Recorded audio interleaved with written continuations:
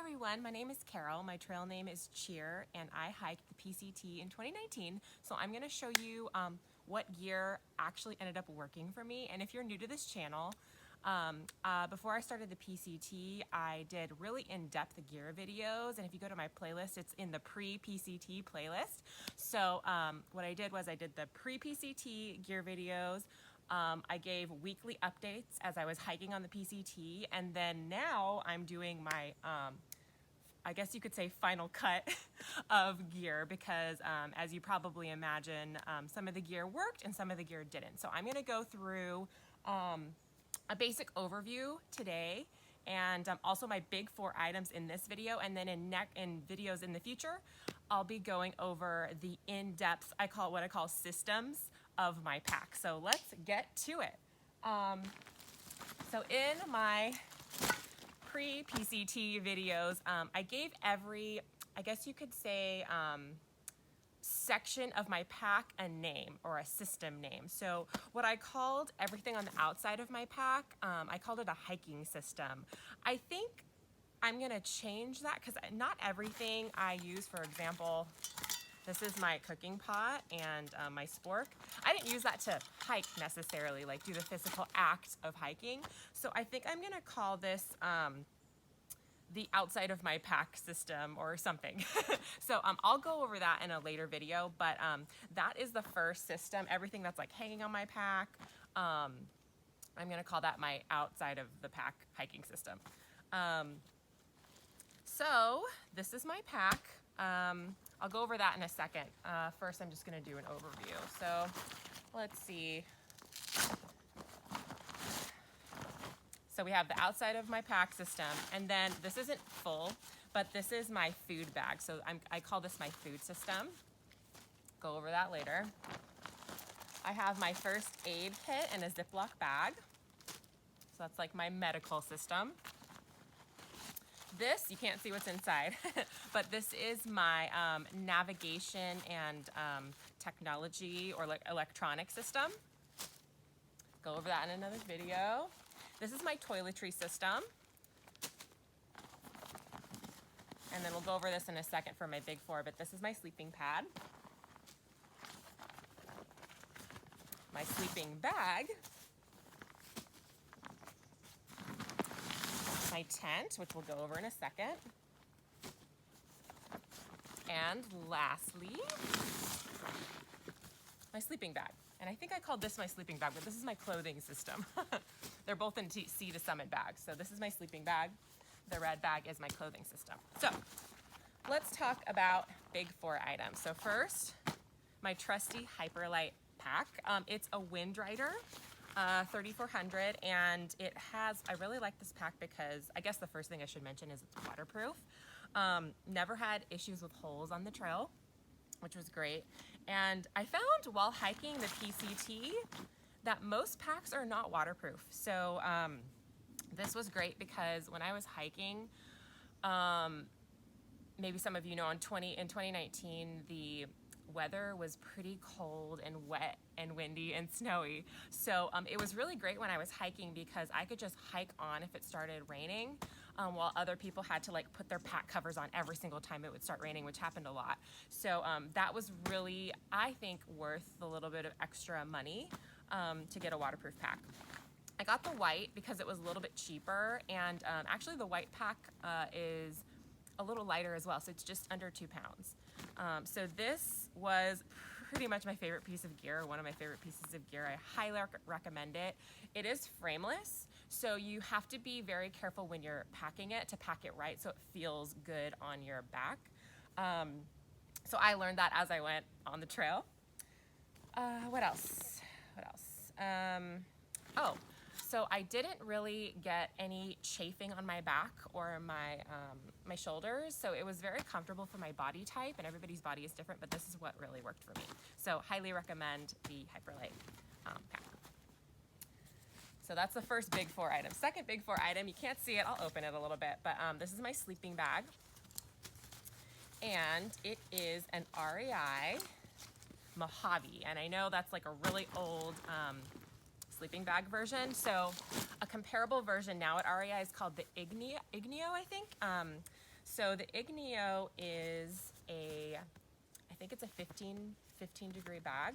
This is a 10 degree bag, so you can see it's a light blue color. So loved my sleeping bag. And the only thing I have to say about it, it dried very fast and everything, but so a lot of good points to the bag. However, the cinch strap where my head is to like kind of make myself a burrito failed. So this actually I got off of Craigslist, believe it or not. It came with another backpack I had, and it's really warm, really great, but I need to repair the cinch in the head area. Also, this goes along with my sleeping bag. I have a Sea to Summit liner. So this is like a mix between, I think it's silk and cotton. So this was really great for when it was cold, and it also kept my sleeping bag clean, which is really important because this is kind of gross, but I did not clean my sleeping bag at all while on trail. But I tried to make sure every time I went into town, I would like take it out of the stuff sack and hang it upside down, so it kind of kept the loft going. But anyway, this is great to keep your sleeping bag clean. So it's really easy to wash. You just throw it in with all your clothes when you're in town, and you're all freshened up. So definitely recommend this. And I don't think I mentioned my Mohave is a 10 degree sleeping bag, whereas the Igneo, I think I mentioned before, is a 15 degree. Which is the comparable version. And I have this in a Sea to Summit stuff sack. At first I had it in, as actually right here, a Hyperlight drawstring sack, but it didn't keep my sleeping bag totally dry, just because of the drawstring. And I really like a lot of the Hyperlight items or gear, but this stuff sack, I found that the stuff sacks didn't last a whole through hike, which is fine because I was using everything every day, so it was pretty extreme in the usage department. So I decided that the Sea to Summit stuff sacks were a better buy because they would last for a whole through hike. So I ended up switching to the Sea to Summit. This is a 13-liter stuff sack, lightweight. However, I think I could have gotten away with a smaller one, kind of like my my clothing bag. This is, I believe, an 8-liter. So I would recommend getting an 8-liter for a sleeping bag. But of course, that depends on your sleeping bag. All right, moving on. Other big 4 item is my sleeping pad. So this is a KLYMIT sleeping pad. It's ultra light, insulated, static V light. So I ended up getting this on Amazon, and it was on sale. I think I got it for like $50. This lasted a whole through hike. I'm still using it. I love this brand. It's not as well known as like a lot of the thermarests on the trail, but I really, really love this. I even went in a lake with this, so used it as a floaty, and it kind of kept me above water, but it was great for it, whereas the thermarest was a little bit more buoyant. Not that that's like the #1 use for this, but it's a bonus, I guess. I really like this as well because it was not that noisy. So the thermarests of the world were pretty noisy. So I didn't worry about keeping people awake because I toss and turn a lot. So this was a really great sleeping pad in the noise department, and it was also pretty comfortable. It was a little bit small, and I'm 5'6", so it was definitely long enough for sure. But when I would roll over, sometimes I'd roll kind of off of it. So if you're worried about that, I would go with a bigger. This is like a light version, so you can just go with the normal insulated version if you're worried about like rolling around. Okay, last big 4 item is my tent. So I kept my tent in this Hyperlight pod for, I'd say, a quarter of the trail.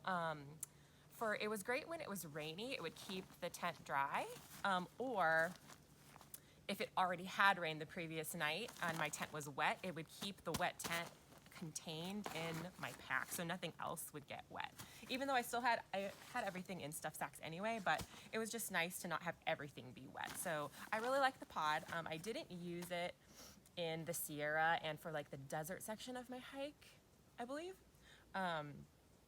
because in the Sierra I didn't have like a ton of space in my pack, so I just packed my tent around everything, around my bear canister.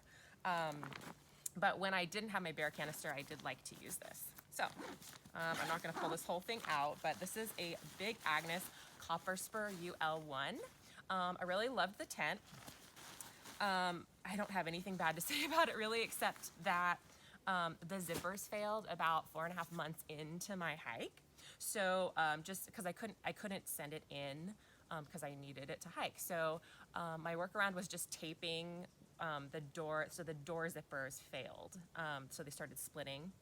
So I just taped it closed every night and then sent it in after my hike was done, and they repaired it for $10 plus shipping. So not bad to repair a tent.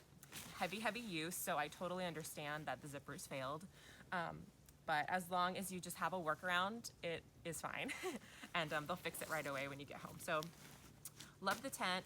I also noticed that since the weather was pretty crazy in 2019, it was really windy, like I said, snowy, rainy. In the wind, the rainfly wouldn't be taut near the door as much as I pulled it. So it would flap in the wind a little bit, but that was not a huge deal for me because it was really durable, really cozy. I had enough room. I'm 5'6", so I had enough room for all of my gear in my tent as well as me. My brother is 6'2", and I had him get in the tent just so I could see, like, okay, what would a bigger guy's situation be? And he fit in the tent just fine, but he wouldn't have room for any of his gear. So if you are a taller person, or if you like more room, I would go with the 2-person. But that's definitely up to you. So I really like the 1-person, the UL1. Great tent, one of my ride or die pieces of gear. And as a ground cloth, I used a Tyvek ground sheet. I think they normally use this to put on the bottom of like houses. So yes, I love this. This lasts for a whole through hike, believe it or not. I just ordered from Amazon, and I cut it to my tent so it wouldn't be too big. Because if it's too big, it'll catch water, and then the water will sit underneath your tent. So I cut it to my tent. Put little holes in the corner, and it came with like plastic fixtures, so I just put the plastic fixtures on. And I also wrote, for hitchhiking purposes, hiker to town on one side and hiker to PCT on the other side. You probably can't see it very well because it's very dirty and faded, but it did help for certain hitch situations. So love my tent. My rainfly and my actual inside part of the tent is in the pod, as well as the ground cloth. And then I had the holes on the outside, and also the stakes are in a Hyperlite stuff sack here. It comes with a stuff sack, but I decided not to use it because I like to put it in a certain place in my pack or put it around my bear canister, etc. So those are all my systems. Those are the big 4 items that I carried that worked for me. And in future videos, like I said, I'm gonna go over the rest of the systems in detail. So if you are a PCT hiker for the class of 2020 or future classes, and you like this information, or if you're just into backpacking in general and like this info, give that subscribe button a little through hiker greeting. And I will make sure to get videos out for you that you really want to see, to the point, and good information, etc. So if you have any questions, leave a comment below, and I will see you soon.